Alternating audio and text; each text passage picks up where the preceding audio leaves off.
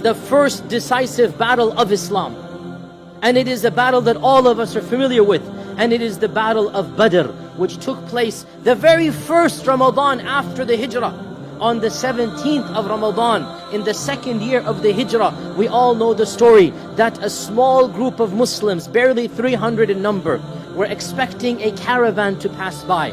So they were not prepared, they weren't wearing armor. This was a raid on a caravan. It was not an army expedition.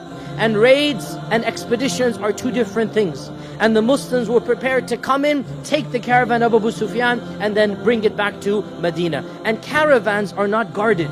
Caravans do not have armies. Caravans do not have horses. Caravans do not have armors and weaponry. We all know the story. Abu Sufyan heard what happened. He changed his route. He sent for an army from Mecca. So 1,000 soldiers from the Quraysh marched forward. 1,000 armed men with hundreds of camels, hundreds of horses, with military equipment, hundreds of suits of armor. And the Muslims were now wondering what to do.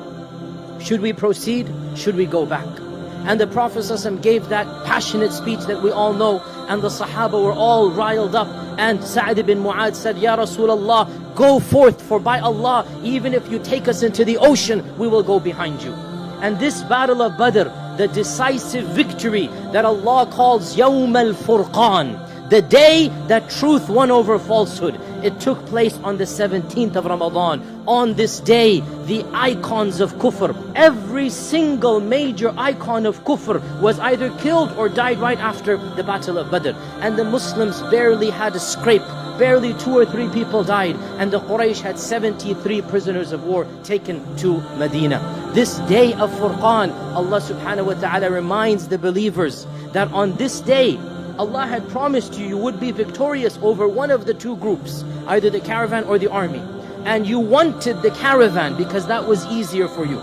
But Allah subhanahu wa ta'ala had wanted something greater than that, so that the truth can be manifest over falsehood.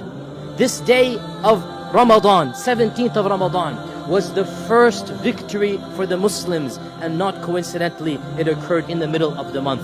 And the lesson we learn from that victory for us this Ramadan, the lesson we learn is that, you know what, we might not be fully prepared. We might not be fully prepared for that month. How many of us now are trepidating, wondering, how am I going to fast?